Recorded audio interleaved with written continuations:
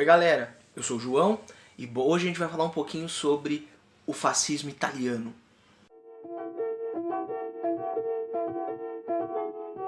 Antes da gente começar, já vou pedir para você deixar o gostei aí embaixo, comenta aí embaixo para mim o que você percebe hoje em dia em relação ao fascismo e compartilha com os seus amigos, compartilha nas suas redes sociais. Nos últimos tempos a gente tem um processo aí de um revisionismo um tanto alucinado, né, de tentar criar algumas associações ideológicas que são erradas. Né? Esse revisionismo até por conta de autores dos anos 40 e 50 que começaram a analisar e aglutinar determinados regimes ditatoriais no mesmo aspecto político. Inclusive, esse tipo de revisionismo nos últimos anos tem ganhado força e principalmente a gente tem passado algumas vergonhas aí internacionais com brasileiros querendo ensinar para os seus países o que foi tal regime político, o que é um absurdo. O fascismo ele vai ser um movimento que vai surgir na Itália.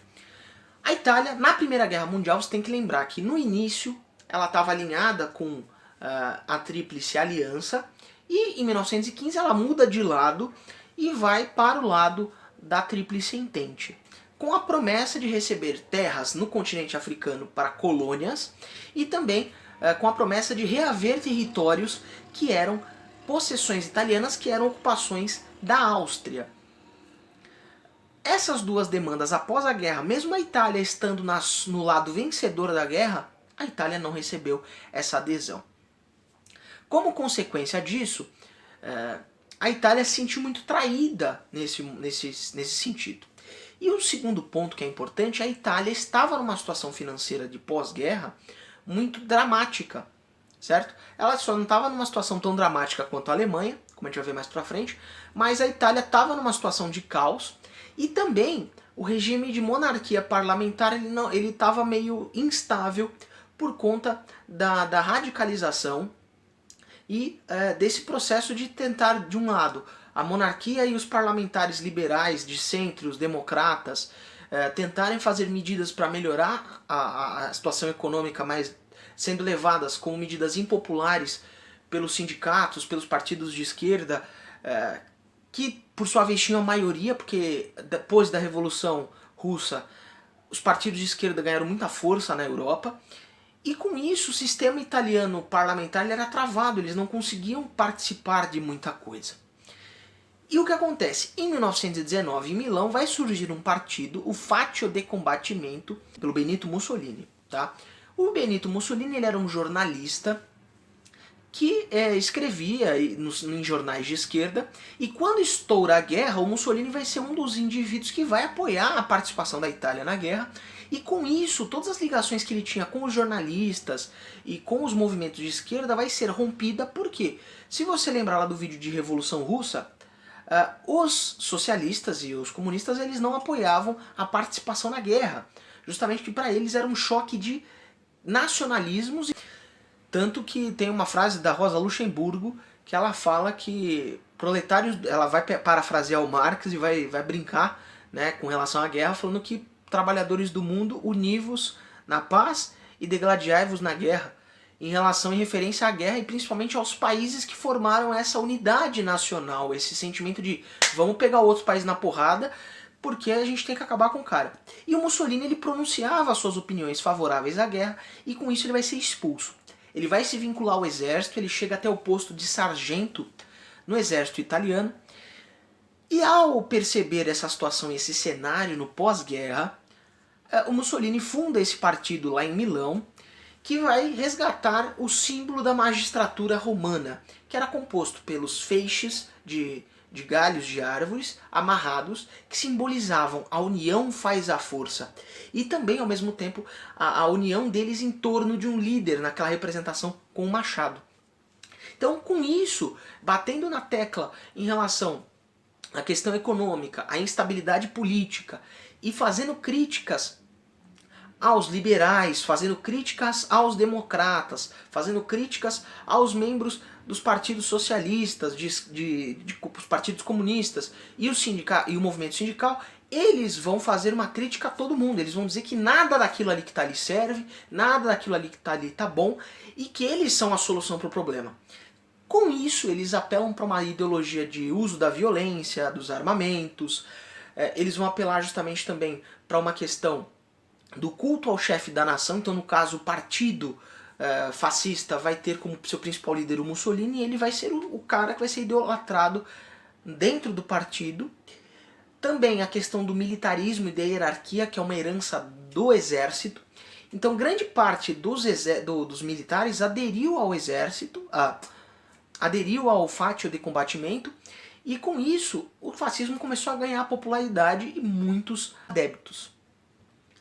Com isso, em 1922, com essa situação econômica e política andando de mal a pior, o Mussolini organiza um movimento que vai ser a Marcha sobre Roma.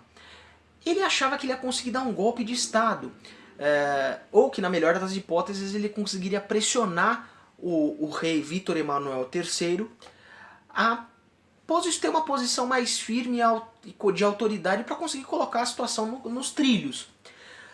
O Vítor Emanuel, vendo os 30 mil fascistas que estavam desfilando com as suas camisas negras em Roma, o que ele faz? Ele acaba com a coalizão que tinha no governo, que não estava conseguindo resolver muita coisa em relação à Itália, e por medo de tomar um golpe de Estado, ele chama o Mussolini e coloca o Mussolini como primeiro-ministro italiano. E a ideia do Mussolini vai ser justamente se preparar e garantir uma coalizão nas próximas eleições de 1924.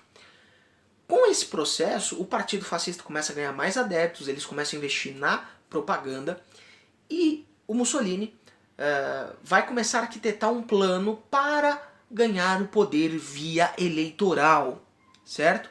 Então ele, uma vez como primeiro-ministro, ele vai começar a ganhar adeptos dentro do parlamento italiano para justamente ter uma maioria e conseguir votar as propostas que ele quisesse. Com isso, as eleições de 1924 acontecem, elas são fraudadas, e com isso os membros do Partido Fascista ganham várias cadeiras no parlamento e ele consegue formar uma maioria no governo com os seus partidários. A oposição faz denúncia em relação a essas fraudes, e um dos deputados que vai criar essa voz em relação às fraudes vai ser o Giacomo Matteotti, e ele vai desaparecer em 1925, e a gente sabe o que fim que deu, que fim que aconteceu em relação a ele. E o Mussolini acaba criando um sistema, a partir do próprio sistema democrático, vai criar um sistema onde ele se torna o líder supremo da Itália, ele se torna o Duce. Começam a divulgar estátuas, propagandas, os discursos extremamente inflamados e nacionalistas, a perseguição aos políticos, os democratas, os liberais, os comunistas, os socialistas, todos os aspectos políticos estavam sendo capturados, e principalmente todos aqueles que eram considerados de esquerda. Então essa é uma outra característica desse regime, que vai colocar todos aqueles que estão à esquerda do seu próprio espectro político, que é o extremismo da direita,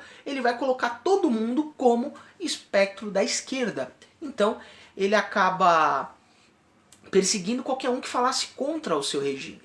E o Mussolini também vai acabar resolvendo uma velha rusga que ele tinha com a igreja, né, que o Estado italiano tinha com a igreja desde a unificação na década de 1870, que vai ser a assinatura do Tratado de Latrão.